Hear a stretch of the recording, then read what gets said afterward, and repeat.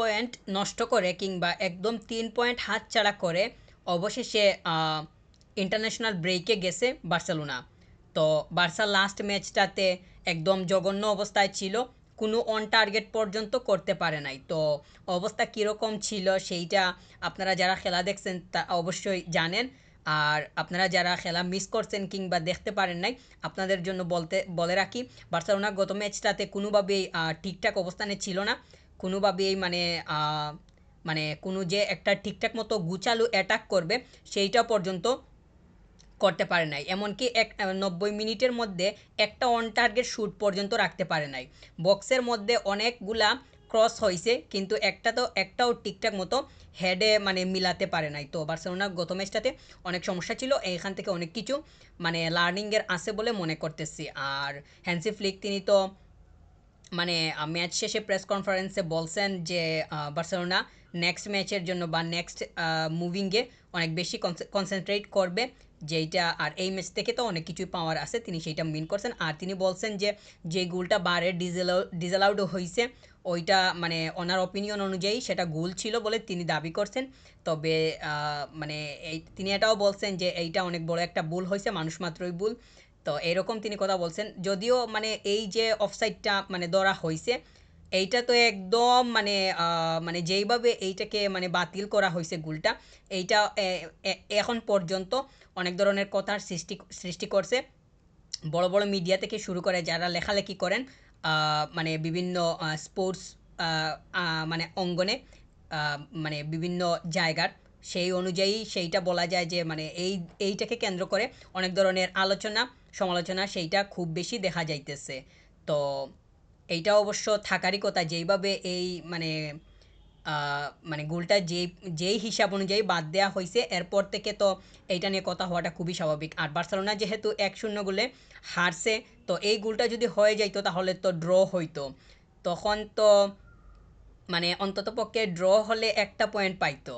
তো তখন দেখা যাইত যে কথার পরিমাণটা অন্যরকম হইতো। যদি এই গোলটা মানে কাউন্ট করা হতো তাহলে সেটা আমার কাছে মনে হয় যে মানে এত বেশি পরিমাণ মানে কোনো প্রশ্নের সৃষ্টি করতো না, কারণ এই যেইভাবে গোলটা বাতিল করা হয়েছে আমার কাছে মনে হয় যে এই গোলটা মানে মানে সঠিক জায়গাতেই ছিল। যদিও আমি ম্যাচের পরে আমার ভিডিওতে এই ধরনের কথা আমি বলি নাই, কিন্তু এখন এসে আমার কাছে মনে হয় যে কোচ যেহেতু এই বিষয়টাকে মানে গোল হওয়ার পক্ষে তিনি মানে কথা বলতেছেন হ্যান্সি ফ্লিক, তাছাড়া অন্যান্য জায়গা থেকেও অনেক ধরনের মানে মানে সমালোচনা কিংবা মানে পজিটিভলি বার্সেলোনাকে মানে অনেক বেশি মানে ফেভার করে অনেক কথা বলা হইতেছে যে এই গোলটা মানে অনেকটাই মানে সঠিক নমুনায় ছিল।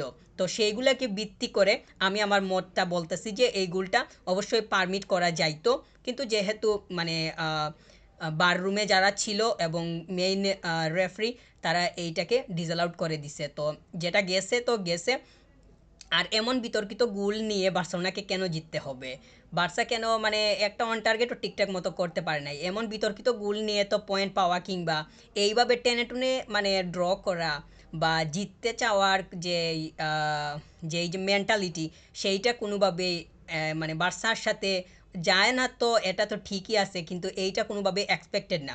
একদম ফ্রেশলি গোল করতে হবে যেইটা মানে বিগত ম্যাচগুলোতে খুব ভালোভাবেই মানে প্রস্ফুটিত হইতেছে, সামনের দিকেও সেইটার দেখা পাওয়া অবশ্যই জরুরি হবে।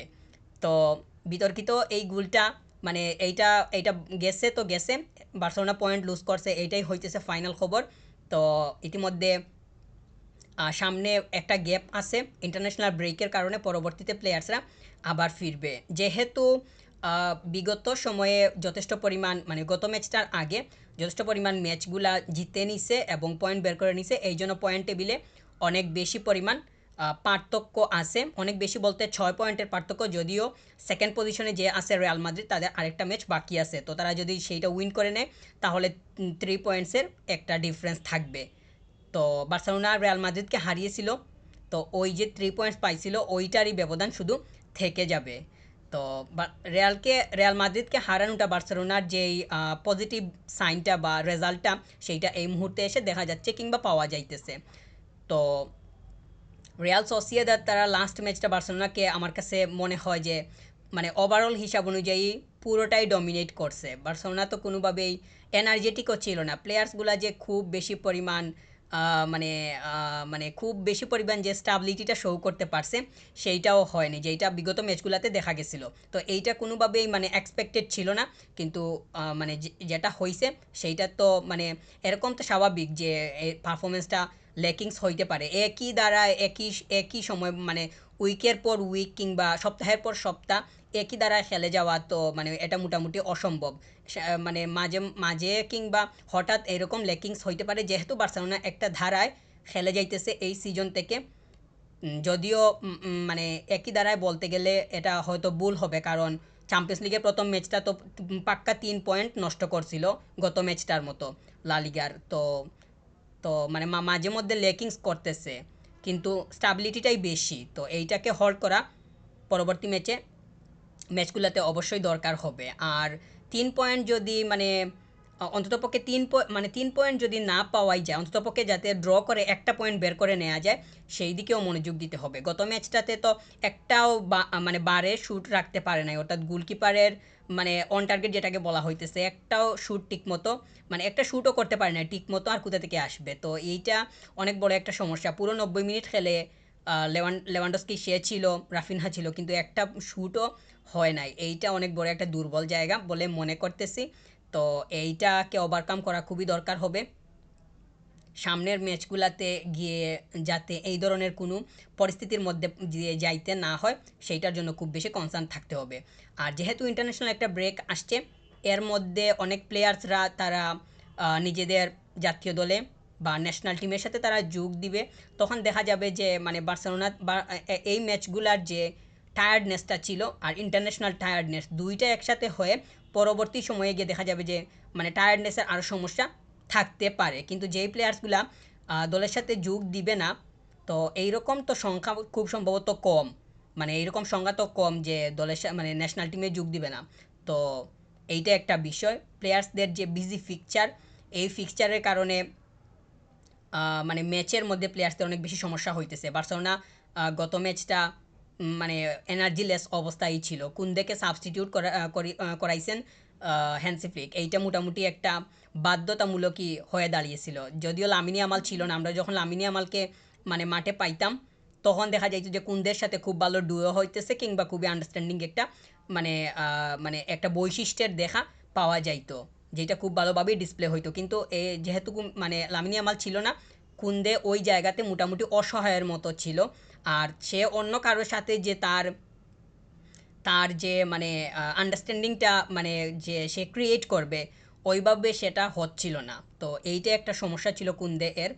তো এই জায়গাতে মানে সে তার জায়গাতে রাইটিং সেটে সে ঠিকমতো রান নিতে না পারাটা কিংবা তার এনার্জিও সমস্যা ছিল, তো এই সব কিছু বিবেচনা করে তাকে সাবস্টিটিউট করাতে হ্যান্সি ফ্লিক তো মোটামুটি বলা যায় যে তিনি মানে বাধ্য হয়েছিলেন। তো এটা একটা বিষয়। আর লেফট উইং সাইডটাতে মানে লেফট ব্যাক সাইডটাতে বালদে এর গত ম্যাচটাতে আমার কাছে মনে হয় যে অনেক সমস্যাই ছিল, মানে বিশেষ করে সে কিছু বল লেগ করছে যেইটা তার নতুন না, অর্থাৎ গত ম্যাচটাতে যে সে শুধু মানে লেগ করছে সেটা না, মানে ওভারঅল গত ম্যাচগুলা মানে এর আগের যে ম্যাচগুলো ছিল সবগুলা হিসাব করলে দেখা যায় যে তার এইটার পরিমাণ অবশ্যই আছে। তো এটা নিয়ে তার অনেক বেশি কাজ করা উচিত ট্রেনিং গ্রাউন্ডে বলে মনে করতেছি।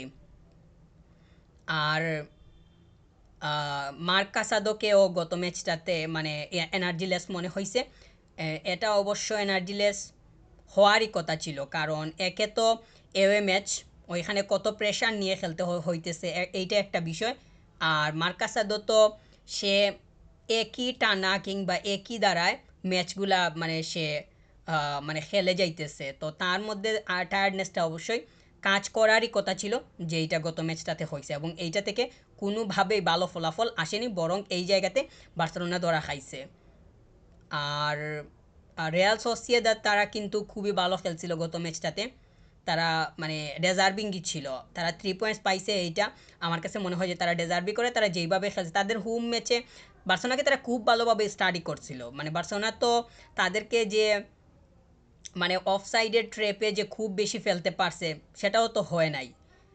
তো তারা খুব ভালোভাবেই সেইটা অ্যানালাইসিস করে মাঠে আসছিল, এবং এই জায়গাতে মানে বার্সেলোনা উল্টো আরও মানে ধরা খাইছে, কিন্তু তাদেরকে আটকাতে পারে নাই। তো তারা খুব ভালো মানে অবস্থানেই ছিল, তাদের মনোভাব ভালো ছিল, মেন্টালিটি সব কিছুই ঠিকঠাক ছিল। আর প্লেয়ার্সগুলা তাদের কম্বিনেশন মেলানোর কারণে বার্সেলোনাকে তারা ডমিনেট করতে পারাটা তাদের জন্য আহামরি কিছু বিষয় হয় নাই।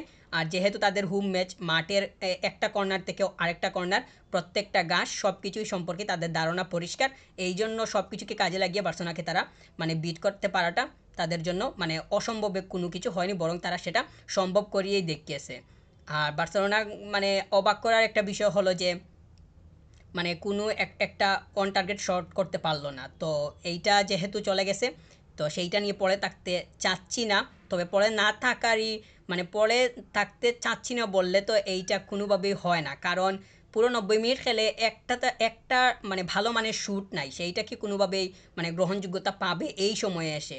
এটা তো কোনোভাবেই হইতেই পারে না। বিগত ম্যাচগুলোতে যেইভাবে খেলে আসতেছে, পাঁচটা ছয়টা মানে গোল শ্যুট করতেছে অন টার্গেট একের পর এক, কিন্তু 90 মিনিট খেলে একটাও শ্যুট করতে পারে নাই।